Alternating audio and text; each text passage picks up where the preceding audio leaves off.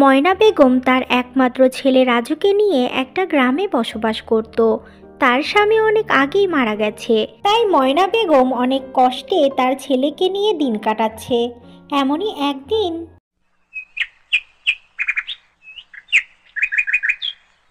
মা, বাবা কোথায়? বাবা কেন আমাদের সাথে থাকে না? জানো মা, আমার স্কুলে সবার বাবা আছে। রাজু, তোর বাবাও আছে, কিন্তু আমাদের সাথে সে থাকতে পারছে না, অনেক দূরে আছে তো তাই। আচ্ছা মা, তাহলে বাবার আসতে হবে না, আমরা দুজনেই চলো বাবার কাছে যাই। না না রাজু, এমন কথা বলিস না। আমাদের যখন সময় হবে তখন আমরা এমনিই চলে যাব, কিন্তু এখন তো যেতে পারবো না বাবা। ও আচ্ছা, কিন্তু জানো মা, আমার বাবার কথা খুব মনে পড়ে। আমি বাবাকে খুব ভালোবাসি। আমি সেটা জানি, আর মন খারাপ করিস না। এবার যা, বাইরে গিয়ে খেলা কর।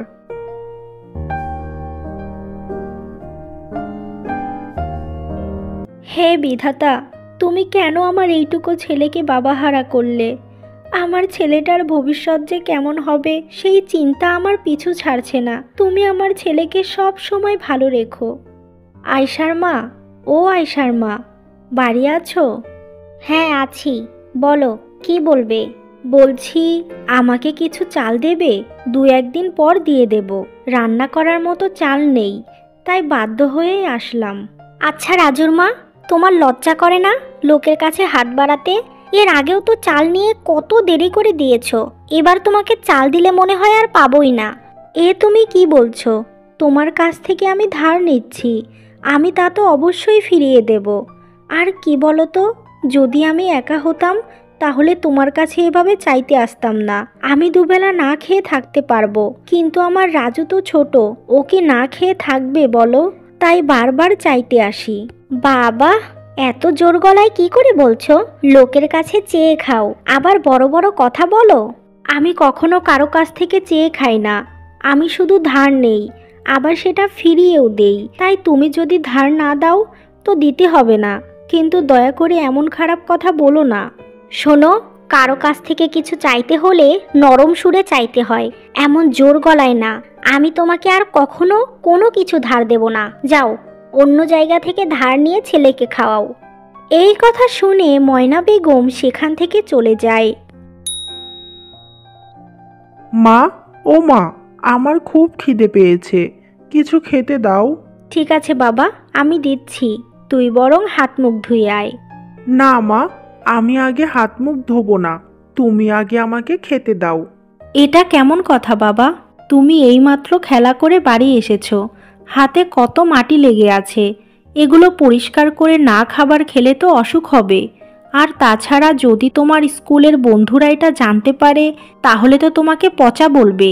হ্যাঁ, তুমি ঠিক বলেছ, আমাকে হাত মুখ ধুয়েই খেতে হবে, স্কুলেও এটা আমাদের শিখিয়েছে। আচ্ছা, তুমি খাবার রেডি করো, আমি হাত ধুয়ে আসছি।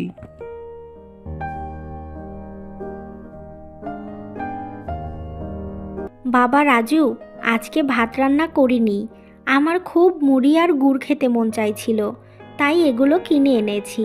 আজ আমরা এগুলোই খাবো, কেমন? ও আচ্ছা মা, তাহলে তুমি আমাকে খাইয়ে দাও। এরপর ময়না বেগম তার ছেলেকে খাইয়ে দেয়। এমন করেই অনেক কষ্টে ময়না তার ছেলে রাজুকে বড় করতে থাকে। এভাবেই কেটে যায় বেশ কয়েক বছর। মা, আজকে আবারও চাকরির জন্য পরীক্ষা দিতে যাচ্ছি, তুমি আমার জন্য দোয়া করো, এবার যেন একটা চাকরি পেয়ে যাই। দোয়া তো করি বাবা, তোর সাথে সব সময় ভালো হোক। শোন বাবা, তুই এত চিন্তা করিস না, দেখবি একদিন ঠিক চাকরি পাবি, তুই অনেক ভালো থাকবি। মা, শুধু আমি ভালো থাকতে চাই না, তোমাকে নিয়েই ভালো থাকতে চাই। তোমার বয়স হয়েছে, কত ওষুধ লাগে, কিন্তু কিছুই করতে পারছি না তোমার জন্য। এটা ভেবে খুব খারাপ লাগে মা। আমার ছোট্ট রাজু কত বড় হয়ে গেছে, এখন মায়ের কথা কত চিন্তা করে। তুই আমার 7 রাজার ধন, তুই আমার কাছে থাকলেই আমার কোনো ওষুধ লাগবে না বাবা। তুই যা, এবার নিশ্চিন্তে চাকরির পরীক্ষাটা দিয়ে আয়। ঠিক আছে মা, তুমি সাবধানে থেকো, আমার আসতে একটু দেরি হতে পারে। এই বলে রাজু চলে যায়।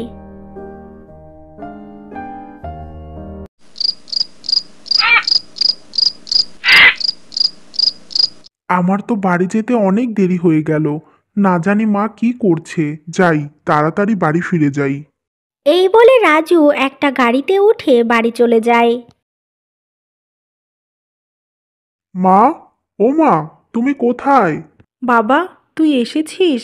তোর জন্য কত চিন্তা হচ্ছিল আমার। সব কিছু ঠিক আছে তো? হ্যাঁ মা, সব ঠিক আছে। আর আমি তো তোমাকে বলেছিলাম যে আমার বাড়ি ফিরতে দেরি হবে। তা তো বলেছিলি, কিন্তু আমার মনটা যে তোকে কাছে না পাওয়া পর্যন্ত শান্তি পায় না। আয়, ভাত খেয়ে নে। অনেক রাত হয়ে গেছে, খিদেও হয়তো পেয়েছে। হ্যাঁ, অনেক খিদে পেয়েছে। তুমি ভাত রেডি করো, আমি ফ্রেশ হয়ে আসছি। কিছুক্ষণ পর রাজু আর তার মা একসাথে বসে খাবার খায়। এভাবেই মা ছেলের বেশ ভালোভাবেই দিন কাটছিল।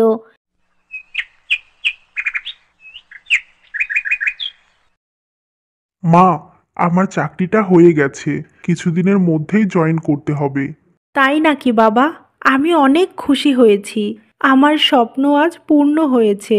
আজ আমি সব কষ্টের ফল পেলাম। হ্যাঁ মা, এখন থেকে শুধু তোমার ভালো থাকার পালা। আমি সব সময় চেষ্টা করব তোমাকে ভালো রাখার। এমন করেই তারা মা ছেলে আনন্দে আত্মহারা হয়ে যায়। এরপর কিছুদিনের মধ্যেই রাজু চাকরিতে জয়েন হয় আর তার মায়ের সমস্ত ইচ্ছা পূরণ করতে লাগে। এভাবেই কয়েক মাস কেটে যায় আর ময়না বেগম রাজুকে একটা সুন্দরী মেয়ে দেখে বিয়ে দিয়ে দেয়। বিয়ের পর ময়না বেগমের বৌমা নীলা বাড়ির সমস্ত কাজ করতে লাগে আর শাশুড়িকে অনেক ভালোবাসতে থাকে। এভাবেই একদিন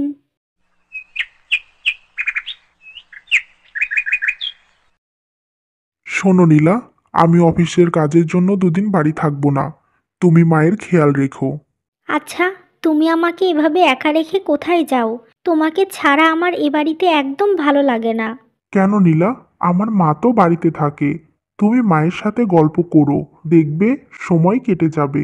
তোমার মায়ের সাথে থাকতে আমার ভালো লাগে না। শুধু সংসারের গল্প করে। আমি বোরিং হয়ে যাই। মায়েরা তো এমনই হয় নীলা। যাই হোক, তোমার ভালো না লাগলেও যেতে হবে আমাকে। অফিসের কাজের বিষয়, না গেলে আমার চাকরিটাই চলে যেতে পারে। ঠিক আছে, তাহলে যাও। আমি যেভাবেই হোক ম্যানেজ করে নেব। এরপর রাজু তার মাকে বলে চলে যায়। বৌমা, আমার কাছে একটু বসবে? তোমার সাথে একটু কথা বলতাম। হ্যাঁ মা, বলেন। কি কথা বলবেন? জানো বৌমা, আমার রাজুকে আমি অনেক কষ্ট করে পড়ালেখা করিয়েছি। তারপর ওর যেন ভালো একটা চাকরি হয়, এই জন্য সব সময় দোয়া করতাম। অবশেষে চাকরিটাও হয়ে গেল। আমাকে না অনেক মানুষ অনেক কথা বলেছে, কিন্তু আমি কারো কথা কান দেই নাই। আমি আপনার কথা বুঝতে পেরেছি মা, কিন্তু আপনি হঠাৎ এসব কথা বলছেন কেন? বলার কারণ তো অবশ্যই আছে মা। শোনো, আমার তো বয়স হয়েছে। রাজুর আমি ছাড়া এই পৃথিবীতে আপন বলতে কেউ নেই। এখন তুমি আছো, তাই বলছি, আমি যখন থাকবো না, তখন আমার ছেলের খেয়াল রেখো। ওকে কখনো কষ্ট দিও না বৌমা। আমার ছেলেটা খুব ভালো। ঠিক আছে মা, আমি সব সময় চেষ্টা করব আপনার ছেলেকে ভালো রাখার। আমি জানতাম তুমি এমনটাই বলবে, কারণ তুমি অনেক ভালো মেয়ে। এবার যাও মা, তোমার ঘরে যাও, একটু বিশ্রাম করো। এই কথা শুনে নীলা চলে যায়। এভাবেই তাদের দিন কাটতে থাকে। বেশ কয়েক মাস পর নীলা গর্ভবতী হয়। এই কথা শুনে ময়না বেগম খুশি হয়ে যায়। এ খুশির যেন কোনো শেষ নেই।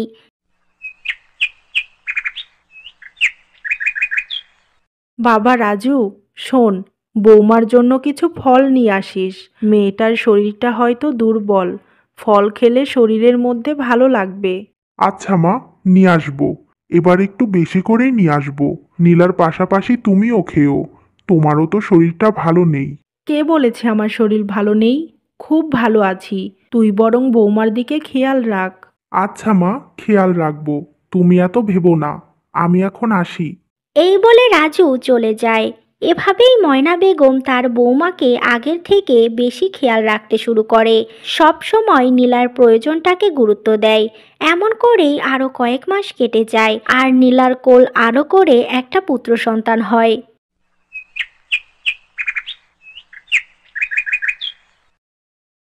তোমাকে আমি একটা কথা বলতে চাচ্ছি। যদি কিছু মনে না করো তো বলবো। হ্যাঁ বলো, তোমার কথায় আবার কি মনে করব?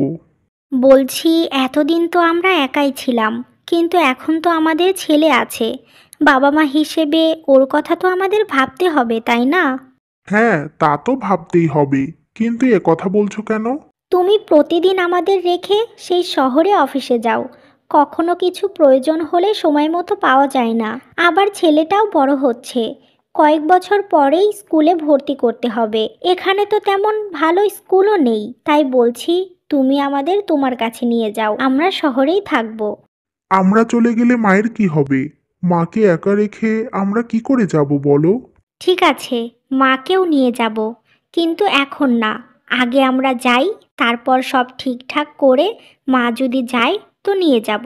দয়া করে তুমি না করো না, এটা আমাদের ছেলের ভবিষ্যতের বিষয়। ঠিক আছে, আমি মাকে বলে দেখি। এরপর রাজু নীলার বলা সমস্ত কথা তার মাকে বলে। সব কিছু শুনে ময়না বেগম বলে, ঠিক আছে, তোরা যা। আমি চাই আমার দাদু ভাই অনেক ভালোভাবে বড় হোক, জীবনে অনেক ভালো কিছু করুক। কিন্তু মা, তোমাকে এভাবে একা রেখে কিভাবে যাব? আমার যে ভালো লাগবে না। আমি ভালোই থাকবো এখানে, তুই এত চিন্তা করিস না বাবা। শুধু মাঝে মাঝে কিছু টাকা পাঠিয়ে দিস, তাহলেই হবে। আর যদি কখনো খুব একা লাগে তো তোদের কাছে চলে যাব। ঠিক আছে মা, তাহলে খুব তাড়াতাড়ি অভি আর নীলাকে নিয়ে আমি শহরে যাব। এভাবেই তারা কথা বলতে থাকে। বেশ কিছুদিনের মধ্যেই রাজু তার পরিবারকে নিয়ে শহরে চলে যায়। এখন ময়না বেগম খুব একা হয়ে পড়ে, কিন্তু তার ছেলে আর নাতির কথা ভেবে সব কষ্ট মেনে নিয়ে দিন পার করতে লাগে। এভাবেই কেটে যায় 5 বছর।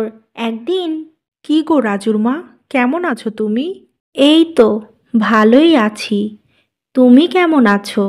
আমি যেমন থাকার তেমনই আছি।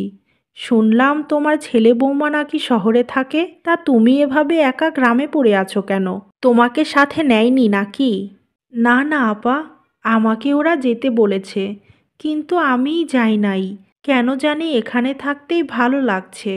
তোমাকে এর আগে বলেছিলাম নিজের জন্য কিছু করো। শেষ বয়সে সবাই পর হয়ে যায়, সারা জীবন ছেলের কথা ভেবেছ, নিজের জন্য কিছুই করনি। এবার দেখো কি কষ্টই না করতে হচ্ছে। না গো আপা, আমার কোনো কষ্ট হয় না। রাজু আমাকে মাসে মাসে টাকা পাঠায়, সেটা দিয়েই আমি চলি। থাক, আর বলতে হবে না। আমারও বয়স হয়েছে, আমিও কিছু বুঝি। যাই হোক, তুমি নিজের খেয়াল রেখো। আমি এখন আসি।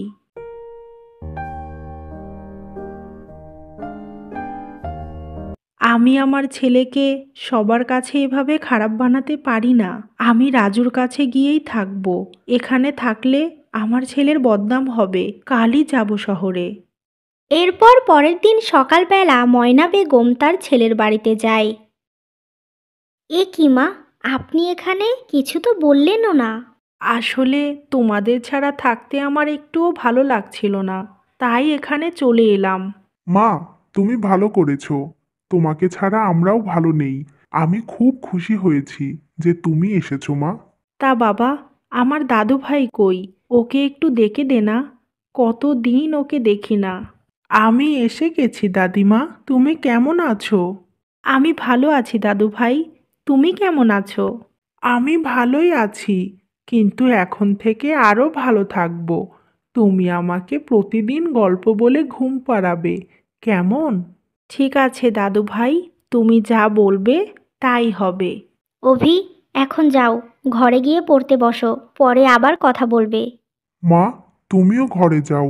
নীলা, মায়ের ঘরটা দেখিয়ে দাও। এরপর নীলা তার শাশুড়িকে নিয়ে ঘরে যায়।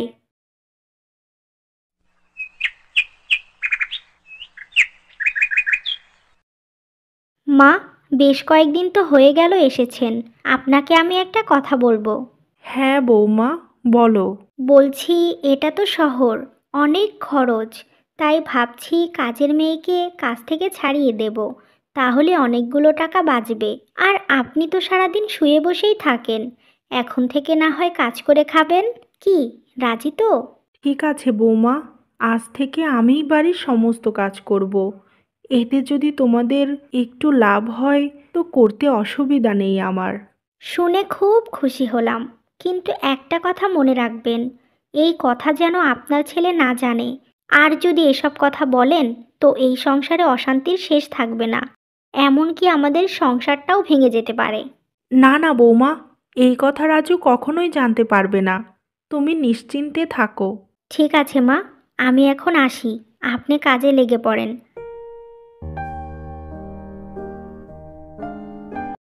আমি চাই না আমার ছেলের সংসারে কোনো অশান্তি লাগুক। আমি বৌমার সমস্ত কথা শুনে চলবো। এরপর ময়না বেগম বাড়ি পরিষ্কার থেকে শুরু করে রান্না বান্না সমস্ত কাজ করতে লাগে। এমনই একদিন দাদিমা, তুমি আমাকে একটা গল্প শোনাও না, আমার খুব গল্প শুনতে মন চাইছে। কিন্তু দাদু ভাই, আমার কাজ আছে এখন, তোমাকে রাতের বেলা বরং শোনাবো। এখন আমি যাই। মা কাজ করবে, তুমি আমাকে গল্প শোনাও। আচ্ছা, তাহলে শুধু একটাই গল্প বলবো, শোনো তাহলে। এরপর ময়না বেগম তার নাতিকে গল্প বলতে লাগে। বেশ কিছুক্ষণ পর, মা, আপনি এখানে বসে বসে কি করছেন? আপনাকে কখন বলেছি যে আমার কাপড়গুলো ধুয়ে দিন? কথা কি কানে যায় না নাকি? আসলে বৌমা, অভি গল্প শোনার জন্য খুব জেদ করছিল, তাই একটু।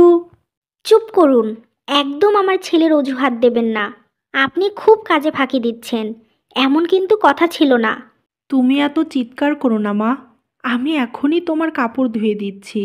এই বলে ময়না বেগম তাড়াতাড়ি সেখান থেকে চলে যায় আর তার বৌমার কাপড় ধুতে লাগে।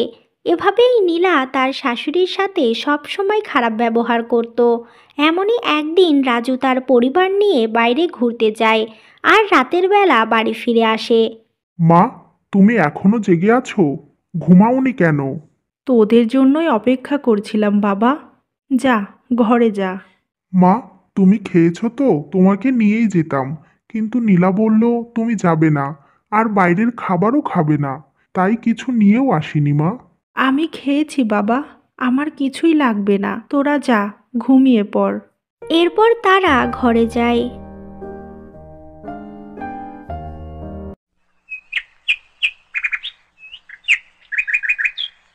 মা, আমি অফিসে যাচ্ছি, তুমি সাবধানে থেকো।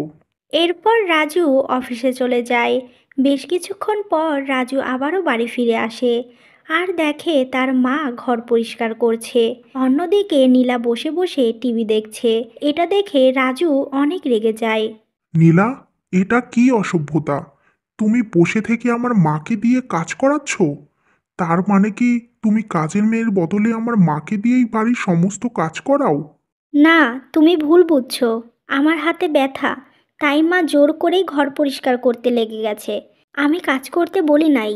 হ্যাঁ বাবা, বৌমা ঠিক বলছে, আমি আজকেই করছি, অন্যদিন কাজ করি না আমি। হয়েছে মা, তোমাকে আর মিথ্যা বলতে হবে না। আমি সব কিছু বুঝতে পেরেছি, কেন তুমি দিনে দিনে এত অসুস্থ হয়ে যাচ্ছ। বাবা, আমি সব সময় দেখি মা বসে থাকে আর দাদিমাকে কাজ করায়, আবার মা দাদিমাকে অনেক বকা দেয়। দাদিমা আমাকে ঠিক করে গল্পও বলতে পারে না। এবার কি করবে নীলা? তোমার পেটের ছেলেই তো সাক্ষী দিয়ে দিল। তোমার মতো স্বার্থপর মেয়েকে আমি আমার জীবনে কিছুতেই রাখবো না। এই মুহূর্তে তুমি বের হয়ে যাও এখান থেকে। এটা তুমি কি বলছো? আমি কোথায় যাব? আমাকে তুমি ক্ষমা করে দাও, আর এমন হবে না। এখন থেকে সমস্ত কাজ আমি করব। প্লিজ আমাকে বাড়ি থেকে বের করে দিও না। তোর কোনো কথা আমি শুনতে চাই না। ঘাড় ধাক্কা দেওয়ার আগে বের হয়ে যা বলছি, না হলে কিন্তু খুব খারাপ হবে। রাজু, তোর এটা কেমন ব্যবহার? কেউ মাপ চাইলে তাকে অবশ্যই ক্ষমা করা উচিত। এই শিক্ষা কি আমি তোকে দেই নাই? বৌমা যেমনই হোক, ও তো তোর ছেলের মা, এটা তোর ভুলে গেলে চলবে না। কিন্তু তোমার সাথে ও যেটা করেছে সেটা ভুলবো কি করে আমি? বলো। আমি জানি বাবা, তুই আমাকে খুব ভালোবাসিস, কিন্তু বৌমাকে তুই এত বড় শাস্তি দিস না। বৌমা খুব ভালো মেয়ে, হয়তো পরিস্থিতির কারণে এমন করেছে, ওকে ক্ষমা করে দে। শাশুড়ির মুখে এমন কথা শুনে নীলা ময়না বেগমের পা ধরে মাপ চায়। সে কথা দেয় আর কখনো এমন ভুল করবে না। তাই রাজু ও নীলাকে ক্ষমা করে দেয়। এরপর থেকে নীলা তার শাশুড়িকে বসিয়ে রেখে সে সমস্ত কাজ করে। এবার তারা সবাই মিলে অনেক আনন্দে দিন পার করতে লাগে।